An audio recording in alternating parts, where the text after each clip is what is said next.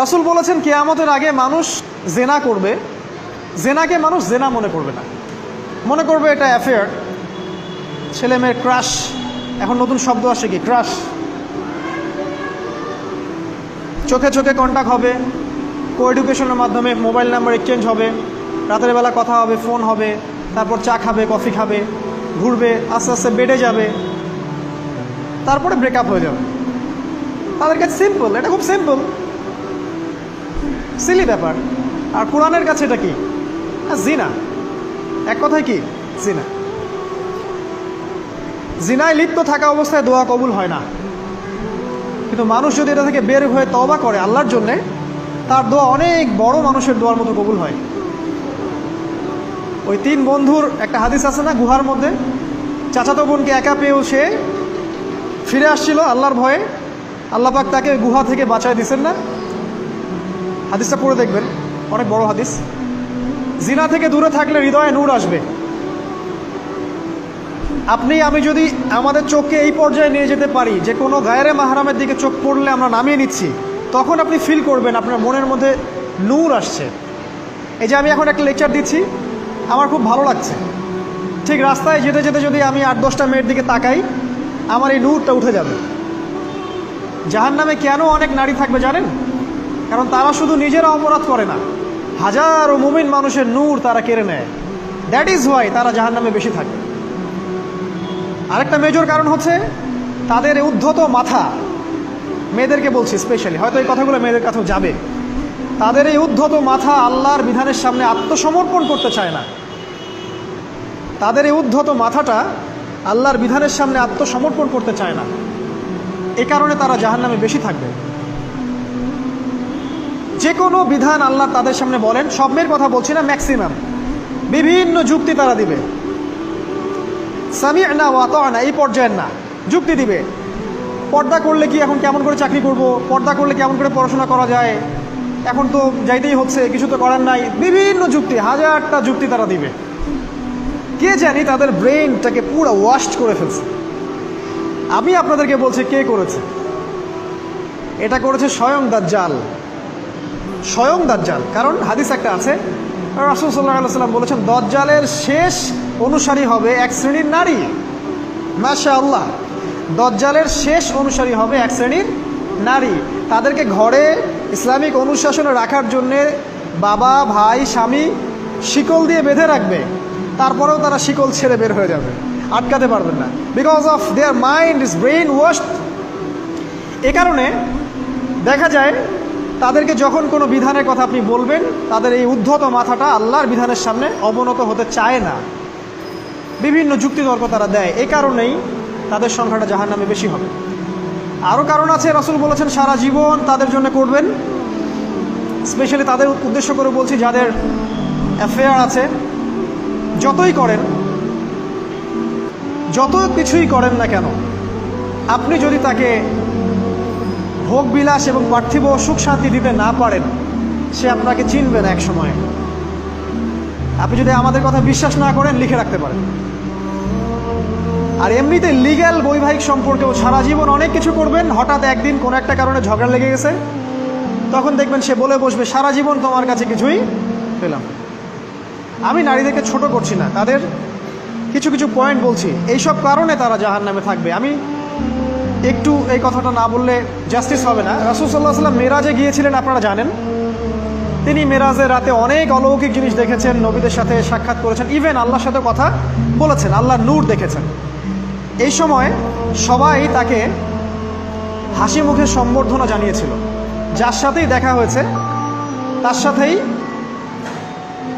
তিনি হাসি মুখে অভ্যর্থনা তাকে জানিয়েছে, আসসালামু আলাইকা আইয়ুহান নবী, সবাই বলেছে হাসি মুখে। একজন মালাক, একজন ফেরেশতা তাকে দেখে হাসেননি, একজন। আপনারা কি জানেন? রাসূল সাল্লাল্লাহু আলাইহি ওয়াসাল্লাম অবাক হয়েছিলেন। তিনি বলেছিলেন যে ইয়া জিবরিল, ওর চেহারাটা এত গম্ভীর কেন, সে আমাকে দেখে হাসছে না কেন, তার মুখে হাসি নাই কেন? জিবরিল আমিন বলেছেন যে তার নাম হচ্ছে মালাক, সরি তার নাম মালিক, তার নাম মালিক, সূরা যুখরুফের মধ্যে আছে, তার নাম মালিক। যেদিন থেকে আল্লাহ জাহান্নাম সৃষ্টি করেছেন, সেদিন থেকে তাকে জাহান্নামের দায়িত্ব দিয়েছেন। অর্থাৎ জাহান্নামের হেড অফ ডিপার্টমেন্ট ইনচার্জ, সেদিন থেকে তার মুখের হাসি উঠে গেছে। আমরা দোয়া করি আমরা যেন তার সাক্ষাৎ না পাই। তার কাছে পারমিশন নিয়ে রাসূল সাল্লাল্লাহু আলাইহি ওয়াসাল্লাম জাহান্নামের দিকে তাকিয়েছিলেন, ভিতরে দেখেছেন কি আছে। তিনি পরে যা ব্যাখ্যা করেছেন তা হলো, আমি দেখলাম সেখানে খালি মেয়ে আর সেখানে খালি নারী আর নারী। এই হাদিসটা আপনার মাকে বলবেন, আপনার বোনকে বলবেন, আপনার মেয়েকে বলবেন, আপনার স্ত্রীকে বলবেন। এই হাদিসটা যদি কারো হৃদয়ের মধ্যে গেঁথে যেতে পারে, তার দ্বারা অন্যায় করা সম্ভব না। কিভাবে একটা মেয়ে সব কিছু উন্মুক্ত করে ঘুরতে পারে যখন অলরেডি তার আত্মা জাহান্নামে জ্বলছে অলরেডি, কারণ ভবিষ্যৎ তো আল্লাহ জানেন। যেমন ওমর রাদিয়াল্লাহু আনহু এর ঘর জান্নাতে আছে, রাসূল সেটা দেখে আসেন নাই? এসে ওমর ইবনুল খাত্তাবকে বলেছেন না যে আমি দেখে আসছি তোমার ঘর, আমি ঢুকিনি তোমার ঘরে তোমার আত্মসম্মানের কারণে। তার মানে তিনি পৃথিবীতে বিচরণ করছেন, ঘর তো জান্নাতে অলরেডি তৈরি হয়ে আছে। মেয়েরা দিব্যি ঘুরছে এভাবে, এবং তারা মোটেও সচেতন না তাদের ঘর হয়তো বা জাহান্নামে রেডি। আর আমাদের so called modern western civilization এদেরকে ব্রেইন ওয়াশ করে দিয়েছে। তারা বাজার করছে, তারা নগ্ন হয়ে ঘুরছে, কাপড় পরেও তারা নগ্ন থাকছে, তারা মডেলিং করছে, গান গাচ্ছে, নৃত্য প্রদর্শন করছে, মিডিয়া আসে, তার দেহ লক্ষ লক্ষ কোটি কোটি মানুষ দেখছে। হাজারো মানুষের নূর চলে যাচ্ছে, অন্যের নূর নষ্ট করে জান্নাতে যাওয়া যাবে না। রাসূল সাল্লাল্লাহু আলাইহি ওয়াসাল্লাম যে আলামতগুলো বলেছেন তার মধ্যে অন্যতম একটা আলামত হচ্ছে শেষ জামানায় মেয়েদের সংখ্যা বাড়বে, ছেলেদের সংখ্যা কমে যাবে। ইভেন একটা ছেলে 40টা মেয়ের দায়িত্ব নিবে। এটা আবার ভাববেন না 40টা ওয়াইফ, মা, খালা, নানি, ফুফু সব মিলায় 40। আর সামনে যে মহাযুদ্ধটা হতে যাচ্ছে এরপরে এরকমই একটা অবস্থা হবে যে ছেলেদের সংখ্যা পৃথিবীতে থাকবে না, খুব কম, এবং বেশি বেশি মেয়ে একটা ছেলের কাঁধে চলে আসবে। এখন অবশ্য আমাদেরকে ওই যে পশ্চিমারা শিখিয়েছে একটা ছেলে একটা মেয়েকে বিয়ে করবে। জেনা অনেকজনের সাথে করতে পারে, বাট বিয়ে একজনকেই করতে হবে। এখনো যদি কোনো হুজুর বা কোনো ব্যক্তি, হুজুর না, কোনো আলেম, কোনো স্কলার বা যে কোনো ব্যক্তি দুটা বিয়ে করে, মানুষ মনে করে something is wrong, something is wrong with him. এই লোকের কোনো সমস্যা আছে মনে হয়, এর মানে চরিত্র ভালো না, এর মনে একটা দিয়ে আকাঙ্ক্ষা পূরণ হয় না, something is wrong with him, তাই না? এই চেতনাটা দজ্জাল শিখিয়েছে এদের। একটা ছেলেকে তৈরি করা হয়েছে সে যেন অনেকগুলা মেয়েকে বিয়ে করার ক্ষমতা রাখে, এভাবেই তাকে তৈরি করা হয়েছে। নাহলে আল্লাহ কখনোই 4, 3, 2 বলতেন না।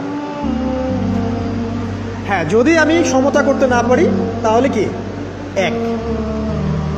একটা কথা বলি, এই সাবজেক্টটা আপনাদেরকে হয়তো কেউ পড়ায় না। একটা বিয়ে করেও একটা ছেলে মিলকেল ইয়ামিন রাখতে পারে। মিলকেল ইয়ামিন মানে হচ্ছে দক্ষিণ হস্তের মালিক। মেয়েটাও জানবে আমি মিলকেল ইয়ামিন, ছেলেও জানবে সে আমার মিলকেল ইয়ামিন। এভাবেও একটা ছেলে একটা মেয়ে সিকিউরিটি, শেল্টার, ফুড সব কিছু পেতে পারে। এটা এখন উঠে গেছে, একটা সময় এগুলো ছিল। রাসূলুল্লাহ সাল্লাল্লাহু আলাইহি ওয়াসাল্লামের একটা ছেলে ইব্রাহিম, রাসূলের একজন ছেলে ইব্রাহিম কার গর্ভে জন্ম নিয়েছিলেন? কার গর্ভে জন্ম নিয়েছিলেন? রাসূলের জীবনী পড়তে হবে A to Z কয়েকবার, কমপক্ষে আর রাহিকুল মাখতুম বইটা পড়তে হবে। মারিয়া কিপ্তির গর্ভে জন্ম নিয়েছিলেন। মারিয়া কিপ্তি একজন দাসী। এই দাসী মানে কাজের মেয়ে না, এটাকে বলা হয় মিলকেল ইয়ামিন, দক্ষিণ হস্ত। পারস্যের রাজা মিশরের রাজা দুজন দাসীকে রাসূল সাল্লাল্লাহু আলাইহি সাল্লামের কাছে উপহার দিয়েছিলেন। তার একজনকে রাসূল সাল্লাল্লাহু আলাইহি সাল্লাম নিজের করে নেন, বিয়ে করে নেন। তার গর্ভে জন্ম নিয়েছিল পুত্র ইব্রাহিম। এই সাবজেক্টটা আপনাদেরকে কে পড়াবে এখন? ইভেন এখন আলেম ওলামাও দুটো বিয়ে করতে ভয় পায়,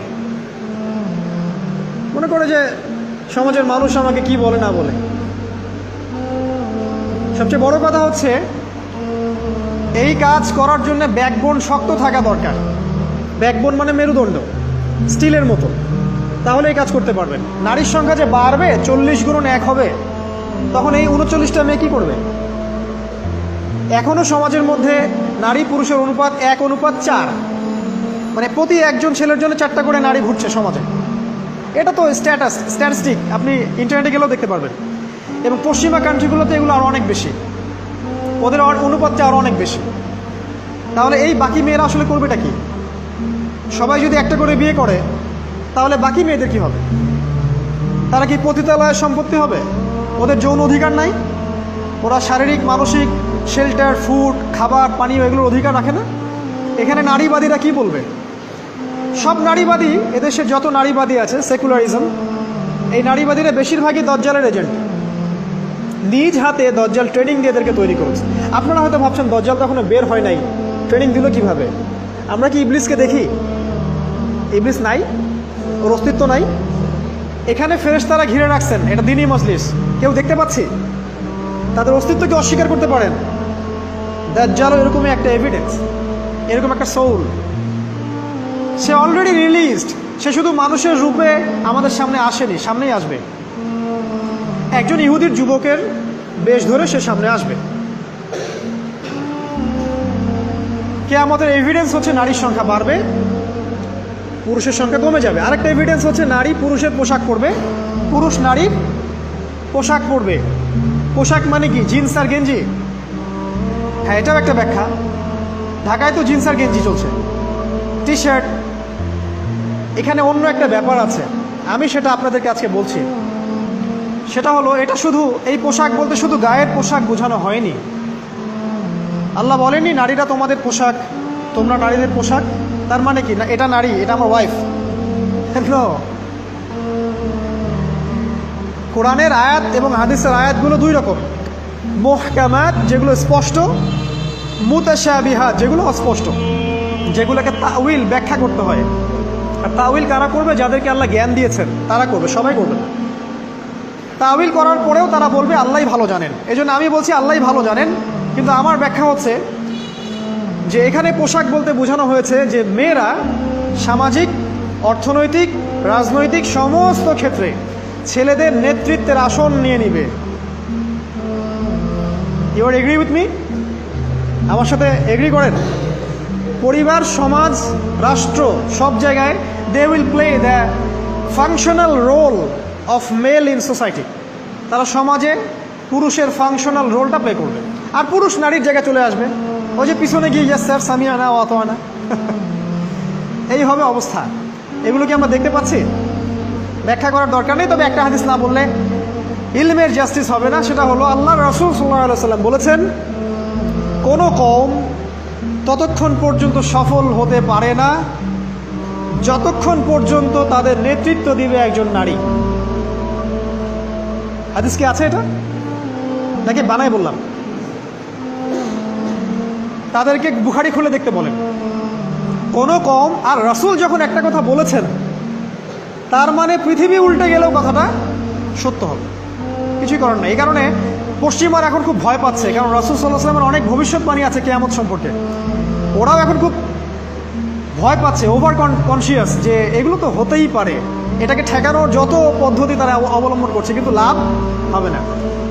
প্রতিটা ইস্যু ওদের বিপর্যয় ডেকে আনবে। যে কোনো ইস্যু হোক, সেটা প্যালেস্টাইন বা কাশ্মীর হোক, সেটা আফগানিস্তান বা পাকিস্তান বা বাংলাদেশ বা বার্মা, কোনো ইস্যুই তাদের জন্য কল্যাণ বয়ে আনবে না। যদি কল্যাণ বয়ে আনে, শুধু মুসলিমদের জন্যই আনবে। কারণ প্রতিটা অন্ধকারের পিছনে একটা সোনালী সকাল আছে। এটা ওরা জানে না, কিন্তু কোরআন এবং হাদিস এটা আছে। অতএব কেউ ধৈর্যহারা হবেন না, ধৈর্যহারা হবেন না, এবং অধৈর্য হয়ে কোনো ইনিশিয়েটিভ নেবেন না। এমন কোনো ইনিশিয়েটিভ নেবেন না যার কারণে উম্মার ক্ষতি হয়। কারণ সামনে যে সময়টা আসে, এটা আমাদের বিজয়ের সময়, ওদের বিজয়ের সময় নয়। All you have to do, আপনাকে শুধু এতটুকু করতে হবে, জাস্ট বি প্রিপেয়ার ইউরসেলফ। নিজের প্রস্তুতি নিজে নেওয়া শুরু করেন, কারো দিকে দেখার দরকার নেই। এবং অবশ্যই collectively, as a Umma, as a nation, কিয়ামতের আলামত হচ্ছে নারীর সংখ্যা বাড়বে, পুরুষের সংখ্যা কমবে। নারীরা পুরুষের পোশাক পরবে, পুরুষরা নারীর পোশাক পরবে। পোশাক মানে সোসাইটির ফাংশনাল রোল। মানুষ হালাল হারামের বিবেচনা করবে না। মানুষ জেনা করবে, জেনাকে জেনা মনে করবে না। মানুষ মদ খাবে, মানুষ মদকে মদ মনে করবে না। হারা গেছে